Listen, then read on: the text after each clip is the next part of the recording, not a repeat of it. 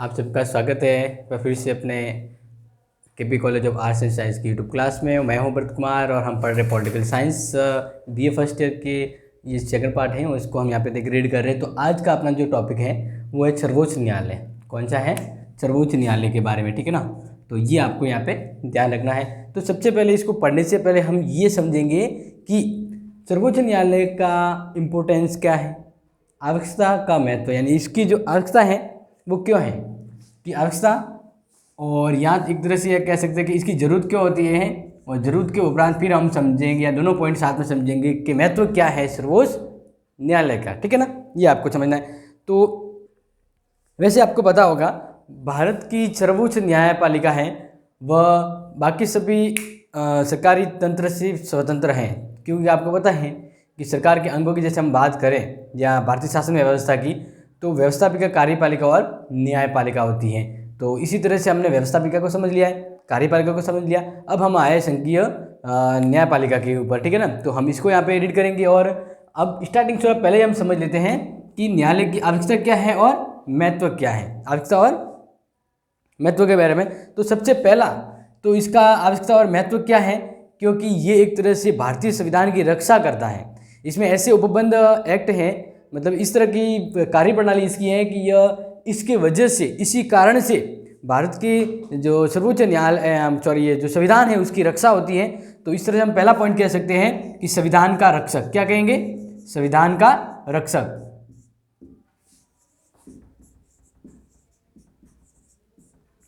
ठीक है ना। आपने पहले अगर पिछली या क्लास में गौर किया होगा कि सर्वोच्च न्यायालय है वो संविधान की रक्षा करने का महत्वपूर्ण दायित्व है वो निर्वाह करता है। तो इसके बारे में भारत में एक लिखित और कठोर संविधान है, बिल्कुल सही है, कठोर है, और इसके साथ ही संविधान की सर्वोच्चता के सिद्धांत को अपनाया गया है। और साथ ही देश में क्या अपनाया गया है? सर्वोच्चता का सिद्धांत, यानी जो देश में सर्वोच्च है वो भारतीय संविधान है, ठीक है ना। सर्वोच्च है, इसलिए इसकी रक्षा का दायित्व भारतीय संविधान की सर्वोच्चता को बनाए रखने के लिए, भारत के संविधान की सर्वोच्चता को बनाए रखने के लिए कार्यभार, उत्तरदायित्व है वो सर्वोच्च न्यायालय को दिया गया। तो इस तरह से पहला पॉइंट क्या हो गया कि जो सर्वोच्च न्यायालय है, क्या सर्वोच्च न्यायालय वह भारतीय संविधान का क्या है? एक रक्षक की भूमिका निभाता है। दूसरा है संघात्मक व्यवस्था का रक्षक, संघात्मक व्यवस्था का रक्षक, यानी इसका मीन्स आपको ये समझना है कि भारत में जो संघीय व्यवस्था की जो पहलू हैं या जिस तत्व के आधार पर हम कहते हैं कि भारतीय संघात्मक व्यवस्था भी है, तो उन संघात्मक व्यवस्था के जो तत्व जो है भारतीय संविधान के अंदर जो मूल रूप में सम्मिलित हैं, उन संवैधानिक जो संघात्मक तत्व हैं उनकी रक्षा है वो भारतीय न्यायपालिका यानी सर्वोच्च न्यायालय वो करता है, ठीक है। इसमें देखें, संविधान के द्वारा भारत में एक संघात्मक शासन व्यवस्था की स्थापना की गई है, जिसके अंतर्गत संविधान द्वारा ही संघीय और राज्य सरकार के बीच शक्ति विभाजन किया जाता है। सर्वोच्च न्यायालय इस शक्ति विभाजन की रक्षा करता है और संघीय या राज्य सरकारों को अपने अधिकार क्षेत्र के बाहर कोई कार्य करने से रोक सकता है, यानी सरकार वगैरह जो भी है या संसद है वो संघीय क्षेत्र के बाहर जाकर कार्य नहीं कर सके, इसके लिए पुख्ता व्यवस्था की जाती है सर्वोच्च न्यायालय की, क्योंकि यह भारत में जो संघात्मक तत्व हैं उनकी जो रक्षा करता है वो सर्वोच्च न्यायालय करता है। तो इसलिए तीसरा पॉइंट, अपना दूसरा पॉइंट तो महत्वपूर्ण ये हो गया। तीसरा है सबसे इंपॉर्टेंट जो आपको ज्ञात होगा, सर्वोच्च न्यायालय है वह मौलिक अधिकारों का, आपको पता है ना, मौलिक अधिकार जो दिए हैं 6 जो मौलिक अधिकार, इन मौलिक अधिकारों की या इन मूल अधिकारों की जो रक्षा है वो कौन करता है? सर्वोच्च न्यायालय। तो यहाँ पे पॉइंट हो गया, मूल अधिकारों का रक्षक है कौन? सर्वोच्च न्यायालय, क्योंकि आपको पता है अनुच्छेद 32 सर्वोच्च न्यायालय मूल अधिकारों की रक्षा के लिए रिट जारी करता है, और 226 यानी 226 के अनुसार उच्च न्यायालय वो रिट जारी करता है मौलिक अधिकारों की रक्षा के लिए। तो इस तरह से मौलिक अधिकार संविधान द्वारा दिए गए हैं, और संविधान और मौलिक अधिकारों को सर्वोच्च या महत्वपूर्ण बनाए रखने के लिए, उसकी रक्षा के लिए सर्वोच्च न्यायालय वो महत्वपूर्ण कार्य करता है। और इसके लिए मतलब कुछ 5 रिट जारी करता है, जिसको मैंने पहले भी अपने लेसन पढ़े तब बताया था। अब 5 रिट कौन कौन से? तो जैसे आपको पता है बंदी प्रत्यक्षीकरण,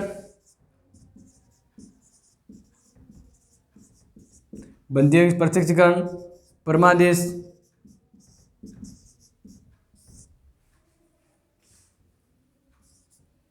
ठीक है ना, परमादेश और प्रतिषेध,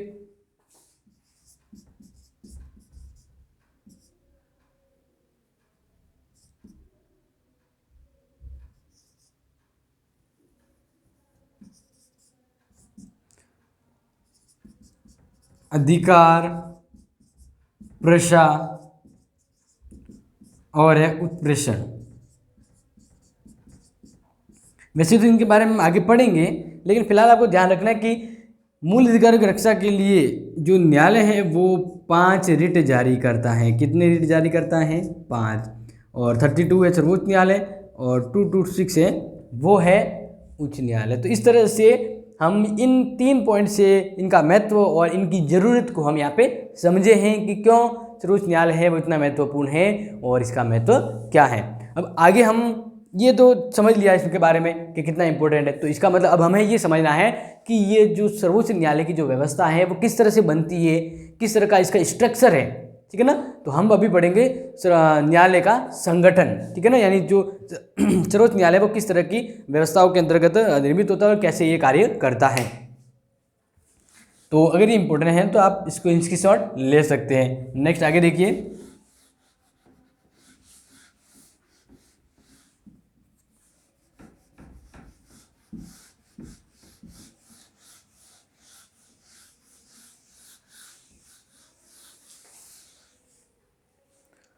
ओके नेक्स्ट देखना है सर्वोच्च न्यायालय का संगठन।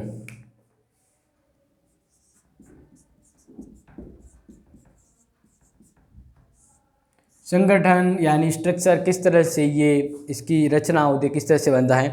तो आपको ध्यान रखना, मूल रूप से भारतीय संविधान में मुख्य न्यायाधीश और 7 अन्य न्यायाधीश की व्यवस्था थी। मूल रूप में यानी स्टार्टिंग में जब अपने ये न्यायालय की जो व्यवस्था थी तो उसमें एक तो था चीफ जस्टिस सीजे यानी चीफ जस्टिस, ठीक है ना, सीजीए। दूसरे से 7 अन्य जस्टिस, ये व्यवस्था थी। पहले क्या व्यवस्था थी कि एक तो चीफ जस्टिस था, सर्वोच्च न्यायालय का मुख्य न्यायाधीश। अभी हम यहाँ पे किसकी संगठन की रचना पढ़ रहे हैं? सर्वोच्च न्यायालय की। तो मूल रूप से एक सीजे यानी मुख्य न्यायाधीश होता था और 7 अन्य न्यायाधीश होते थे, 7 अन्य जस्टिस, ठीक है ना। यह पहले की संरचना थी। लेकिन संविधान के द्वारा सर्वोच्च न्यायालय के न्यायाधीशों की संख्या और सर्वोच्च न्यायालय का क्षेत्राधिकार, न्यायाधीशों का वेतन, सेवा शर्तें आदि का अधिकार किसको दिया गया है? संसद को। ये आप ध्यान रखेंगे, संसद है उनके वेतन भत्तों का निर्धारण करती है, ठीक है ना। और संख्या के भाई कितने संख्या होना चाहिए, कितने न्यायाधीश होने चाहिए, वर्तमान में क्या जरूरत है तो और बढ़ाएं या कम करें। तो ये सब जो व्यवस्था है और न्यायालय के क्षेत्राधिकार वो कहाँ तक, कितने क्षेत्र तक वो क्षेत्राधिकार तक बढ़ सकती है, किस कौन से काम है जो इसके क्षेत्र के अंतर्गत आएंगे और वो न्यायपालिका इस पर काम करेगी, और सेवा शर्तें, ऐसे बहुत से हैं, ठीक है ना। तो ये जो हम यहाँ पे कुछ एक पॉइंट लिखे हैं वह मतलब इस तरह से ये व्यवस्था संसद के द्वारा की जाती है इनके संगठन के तौर पे। लेकिन फिर क्या हुआ कि संसद के ज़्यादा हावी होने से न्यायपालिका की स्वतंत्रता और निष्पक्षता पर सवाल उठते हैं। तो इस तरह से कुछ संशोधन हुए। तो देखिए, संविधान के द्वारा समय समय पर कानून में संशोधन कर सर्वोच्च न्यायालय के न्यायाधीशों की संख्या में वृद्धि की गई, न्यायाधीशों की संख्या में वृद्धि की गई। और इस तरह से आपको ध्यान रखना कि यहाँ पे भी कितने हैं? 7 हैं। तो 1960 में संविदा कर दी गई। हम संख्या की बात करें, संख्या, ठीक है ना। तो 1960 में संशोधन करके कितनी कर दी संख्या? 14 कर दी गई। इसी तरह नेक्स्ट 1977 में 18, 1977 में कितनी कर दी? 18। 1985 के अंदर वापस संशोधन किया गया, संख्या वापस बढ़ा दी गई और अब की बार संख्या कितनी कर दी न्यायाधीशों की? 26 कर दी गई, ठीक है ना। तो इसी तरह से एक मुख्य न्यायाधीश यानी 1985 तक क्या व्यवस्था थी? 25+1, एक मुख्य न्यायाधीश और 25 अन्य न्यायाधीश होकर सर्वोच्च न्यायालय की व्यवस्था होती थी। लेकिन 2007 के अंत तक तो यही व्यवस्था रही। 1985 से लेकर जो व्यवस्था रही थी ये न्यायाधीशों की 2007 तक ही रही। लेकिन इसके उपरांत संसद ने मार्च 2008 में फिर संसद ने ही, ठीक है ना, संसद के द्वारा ये निर्धारण होता है, जैसे मैंने बताया ना कितने न्यायाधीश होने की संख्या। तो संसद ने आठ में 2008 में एक अधिनियम पारित किया। 2008 में एक अधिनियम द्वारा क्या व्यवस्था कर दी गई?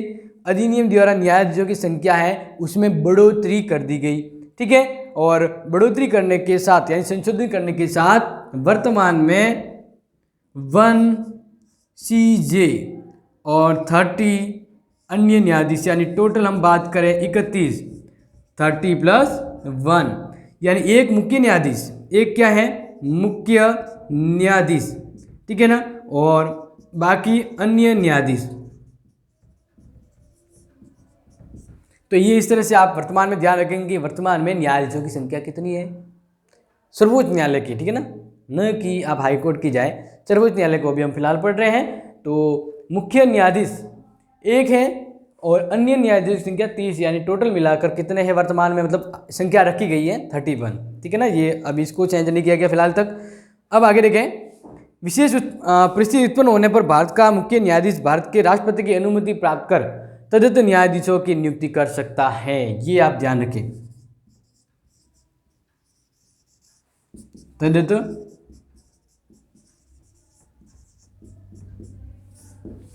तदर्थ न्यायाधीशों की नियुक्ति किससे परमिशन लेके करेगा? राष्ट्रपति से अनुमति लेकर, राष्ट्रपति से अनुमति लेकर। और अनुमति कौन लेता है?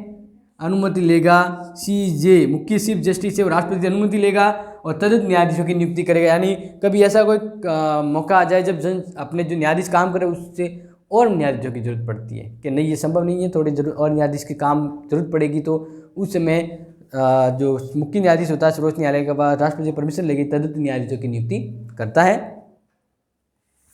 इस प्रकार यहाँ तक आप समझे तो आगे देखें, तदर्थ न्यायाधीश का नियुक्ति करते समय भारत के मुख्य न्यायाधीश को उच्च न्यायालय के अन्य मुख्य न्यायाधीशों की सलाह लेनी पड़ती है, जिससे तदर्थ न्यायाधीशों की नियुक्ति करते समय जो मुख्य न्यायाधीश है जिसकी हम अभी बात करी, तो मुख्य न्यायाधीश को उच्च न्यायालय के उन मुख्य न्यायाधीशों की सलाह लेनी पड़ती है जिसमें न्यायाधीशों की नियुक्ति की जाती है। और दूसरा क्या है, जैसे राजस्थान में कोई न्यायाधीश नियुक्त करना है तो इसके लिए पहले ये व्यवस्था थी कि सर्वोच्च न्यायालय का जो न्यायाधीश है वह यहाँ पे अगर राजस्थान वगैरह कहीं अन्य हाईकोर्ट में नियुक्ति कर रहा है किसी भी को, तो पहले यहाँ के चीफ जस्टिस मुख्य न्यायाधीश को पूछना पड़ता है, सलाह लेनी पड़ती है।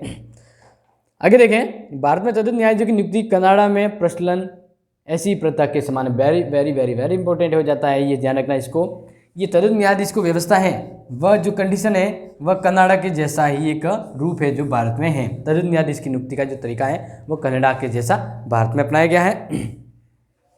आगे देखना है कि सर्वोच्च या संघीय न्यायालय के पदनिवृत्त न्यायाधीशों को राष्ट्रपति की पूर्व स्वीकृति प्राप्त कर सर्वोच्च न्यायालय का न्यायाधीश बनाया जा सकता है।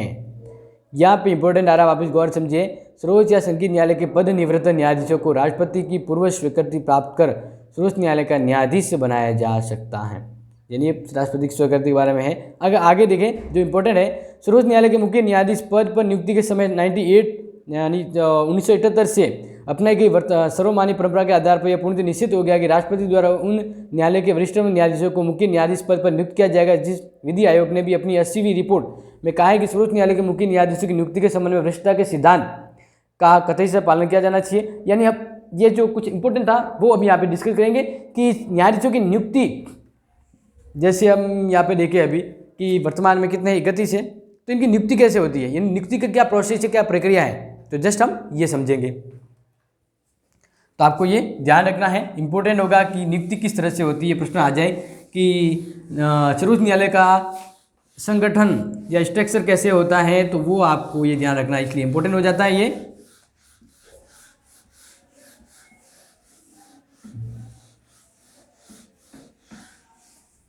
ठीक है ना, और वर्तमान में आपको ध्यान ही होगा कितनी संख्या टोटल 30 + 1, ये आप इस चीज को ध्यान रखेंगे।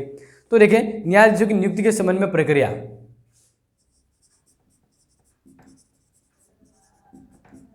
न्यायाधीशों की नियुक्ति के संबंध में प्रक्रिया, ठीक है ना, ये इंपॉर्टेंट है, इस चीज को आप ध्यान रखेंगे। न्यायाधीशों की नियुक्ति के संबंध में प्रक्रिया क्या है, क्या प्रोसेस है जिसको फॉलो किया जाता है न्यायाधीशों को अपॉइंट करने में, नियुक्त करने में। तो देखिए आपको इम्पोर्टेंट तो यहाँ से ध्यान रखना है कि ये प्रोसेस है इसका वर्णन अनुच्छेद 1 to 4। तो 1 to 3 क्या है, राष्ट्रपति का अध्यादेश देने का जो अधिकार है, सर्वोच्च शक्ति है वो कहेंगे हम। तो 1 to 4 क्या है, न्यायाधीशों की नियुक्ति के संबंध में प्रोसेस, प्रक्रिया का वर्णन किया गया है।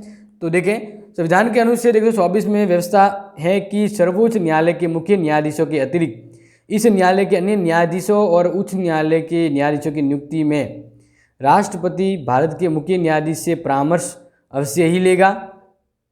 ये इम्पोर्टेंट कहा गया है। इस बात को लेकर विवाद था कि क्या राष्ट्रपति अकेले मुख्य न्यायाधीश को परामर्श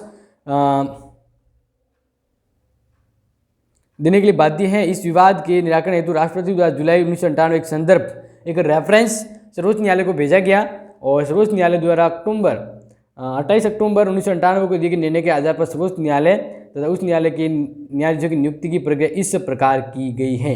यानी अब किस आधार पर हो रही है तो वो हम देखेंगे। तो राष्ट्रपति द्वारा ये नियुक्तियां सर्वोच्च न्यायालय के परामर्श के आधार पर की जाती है। तो ध्यान रखना, राष्ट्रपति, ये व्यवस्था कब की गई थी, 1998 से हम बात कर रहे हैं। राष्ट्रपति द्वारा मुख्य न्यायाधीश,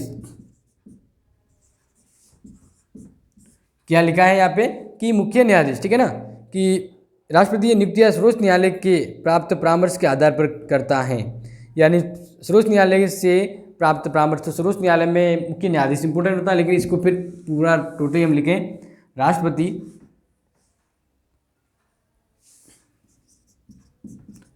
द्वारा ये नियुक्तियां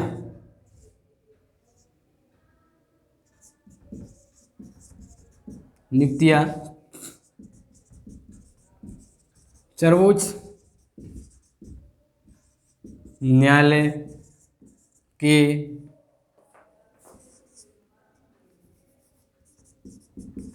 परामर्श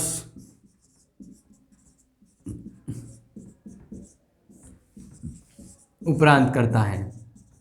ध्यान रखें, राष्ट्रपति द्वारा न्यायाधीशों की नियुक्ति की जो प्रक्रिया है उसमें जो नियुक्ति करता है तो सर्वोच्च न्यायालय के परामर्श के उपरांत राष्ट्रपति न्यायाधीशों की नियुक्ति करेगा।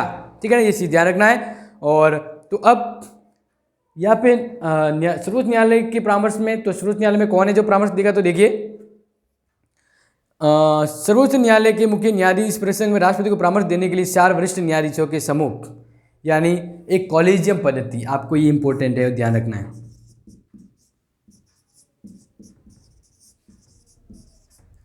कॉलेजियम पद्धति, ठीक है ना। एक टोटली अगर हम समझे ना कि न्यायाधीशों की नियुक्ति के समय में कौन सी प्रक्रिया है, पद्धति अपनाई जाती है, कॉलेजियम पद्धति। कौन सी पद्धति अपनाई जाती है, कॉलेजियम पद्धति। अब कॉलेजियम पद्धति के अंदर आपको ध्यान रखना होता क्या है, तो कॉलेजियम पद्धति में 4 मुख्य कह सकते हैं कि 4 वरिष्ठ न्यायाधीशों का एक समूह होता है।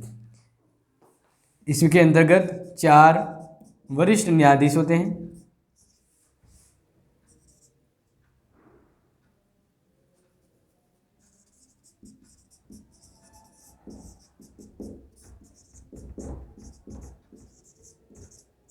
ठीक है, तो राष्ट्रपति वो सर्वोच्च न्यायालय से परामर्श करता है, यानी कॉलेजियम पद्धति के अंदर जो बैठे हुए वरिष्ठ जो न्यायाधीश है उनसे सलाह मशवरा करने के बाद न्यायाधीशों की नियुक्ति करता था। तो ये व्यवस्था 1998 के उपरांत शुरू हुई थी। 1998 की ये चीज़ आपको यहाँ से गौर और अच्छे से ध्यान रखना है। लेकिन फिर कुछ चेंजेज हुआ है, तो हम उस चेंजेज को एंड तक पढ़ेंगे, आपको ध्यान रखना है। तो देखें, जब तक न्यायाधीशों के समूह, यहाँ पे ध्यान रखना है कि सर्वोच्च न्यायालय की संविधान पीठ ने अपने सर्वोच्च निर्णय में कहा कि वरिष्ठ न्यायाधीशों के समूह कॉलेजियम को एक मत से और लिखित रूप में सिफारिश करनी होगी। जब तक न्यायाधीशों के समूह की राय मुख्य न्यायाधीश के विचार से मेल नहीं खाए तब तक मुख्य न्यायाधीश द्वारा राष्ट्रपति से कोई सिफारिश नहीं की जाती है। तो यानी यहाँ पे मुख्य न्यायाधीश इंपॉर्टेंट हो जाता है, सबसे इंपॉर्टेंट। आगे देखना है, सर्वोच्च न्यायालय ने स्पष्ट किया कि यदि भारत के मुख्य न्यायाधीश परामर्श की प्रक्रिया पूरी किए बिना न्यायाधीशों की नियुक्ति और उच्च न्यायालय के न्यायाधीशों के स्थानांतरण के संबंध में राष्ट्रपति को सिफारिश करता है तो सरकार ऐसी सिफारिश मानने के बाध्य नहीं है। कहने का मतलब है कि अगर किसी मुख्य न्यायाधीश को कहीं ट्रांसफ़र करना है, ठीक है ना, तो इसके लिए क्या व्यवस्था होगी? इसके लिए ये व्यवस्था है कि वह जो मुख्य न्यायाधीश है वो बाकी अन्य न्यायाधीशों से परामर्श किए बिना अगर वो राष्ट्रपति को सलाह देता है तो सरकार ऐसा नहीं कर सकती, ठीक है ना। और यहाँ पे यही कहा गया है कि सरकार ऐसी सिफारिश मानने के लिए बाध्य नहीं है। अब ध्यान रखना, नेक्स्ट जो इम्पोर्टेंट है वो चीज़ें यहाँ पे गौर करेंगे।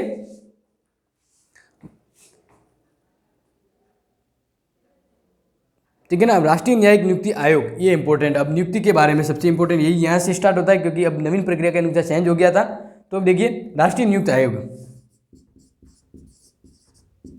राष्ट्रीय नियुक्ति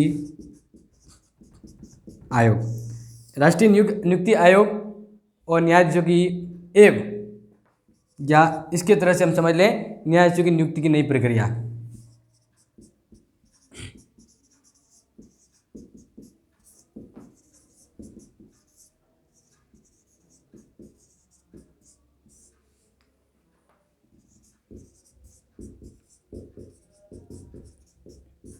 तो अब देखिए, अब हम पढ़ रहे हैं जो न्यायाधीशों को अब न्यायाधीश किस आधार पर नियुक्ति होती है, तो इसके लिए एक आयोग बना है, राष्ट्रीय नियुक्ति आयोग। और इस तरह से न्यायाधीशों की नियुक्ति होती है अब नए मेथड से, नए प्रोसेस से। तो ध्यान रखना, ये राष्ट्रीय नियुक्ति आयोग है वो बना था अगस्त 2014 को। ये इम्पोर्टेंट हो जाता है, इस चीज़ को आप अच्छे से ध्यान रखेंगे। और राष्ट्रीय नियुक्ति आयोग विधेयक 2014 और इससे संबंधित अब ये पूछा जाए कि इसके लिए एक संशोधन हुआ था। इस आयोग की स्थापना से पहले भारतीय संविधान में एक संशोधन हुआ था जिसको हम कहेंगे 121वां संशोधन। 121वां संशोधन किससे जुड़ा हुआ है, तो आप ध्यान रखेंगे, राष्ट्रीय नियुक्ति आयोग यानी न्यायाधीशों की नियुक्ति के संदर्भ में नई प्रक्रिया व्यवस्था की गई थी और इसके लिए भारतीय संविधान में संशोधन किया गया था। और ये व्यवस्था के ये जो संशोधन था वो 121वां संशोधन था। आगे देखें इस पर, तो 121वें संविधान संशोधन विधेयक का उद्देश्य न्यायपालिका में उस स्तर पर न्यायाधीशों की नियुक्ति की सिफारिश के लिए राष्ट्रीय नियुक्ति आयोग गठित करना, ठीक है ना। तो ये राष्ट्रीय नियुक्ति आयोग का जो गठन किया गया है वह 121वें संविधान संशोधन के द्वारा किया गया है, ये चीज़ आपको ध्यान रखना है। और राष्ट्रीय नियुक्ति आयोग का गठन किया जाता है और ये करेगा क्या, यह न्यायाधीशों को नियुक्त करेगा। ये नई प्रक्रिया है। इस संविधान संशोधन विधेयक को 99वें संविधान संशोधन के नाम से जाना, वेरी इंपॉर्टेंट। अब ये संशोधन हुआ, लेकिन ये एक तरह से पुराना एक जो संशोधन हुआ था उसको दौरान जाना जाता है, यानी इसको 99वां संशोधन के नाम से जाना जाता है। यानी ये जो व्यवस्था जो गठन हुआ था वो तो 121 में संशोधन करने के बाद हुआ, लेकिन इससे पहले प्रस्ताव हुआ था तो इसलिए पहले संशोधन किया था 99वां, जो सही नहीं हुआ। लेकिन वापस जब ये वापस संशोधन हुआ, इसका मतलब ये अगर पुराना था वो भी ये वाला ही चाहता था, यही प्रयास करना चाहता था। इस वजह से 99वां संशोधन है वो, इसका एक नाम हम कह सकते हैं कि 99वें संविधान संशोधन के तहत भी राष्ट्रीय नियुक्ति आयोग की स्थापना की गई है। आगे देखें, 16 अक्टूबर 2015 को उच्च न्यायालय ने राष्ट्रीय नियुक्ति आयोग के गठन संबंधी 99वें संविधान संशोधन को असंवैधानिक घोषित कर दिया था।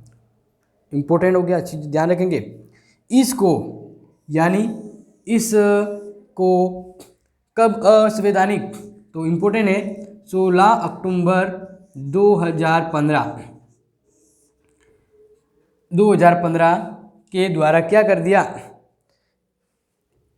ये जो था ना 16 अक्टूबर 2015 को 99वां जो संशोधन हुआ था जिसके आधार पर हम कहते हैं राष्ट्रीय नियुक्ति आयोग की स्थापना की जाती है, गठन होता है, और गठन होने के बाद ये नियुक्ति करता है। लेकिन इसको सर्वोच्च न्यायालय ने इसको असंवैधानिक घोषित कर दिया।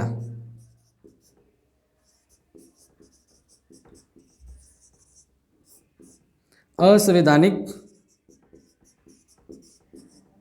घोषित कर दिया। ये वेरी इंपॉर्टेंट हो जाता है, इस चीज़ को आप समझेंगे।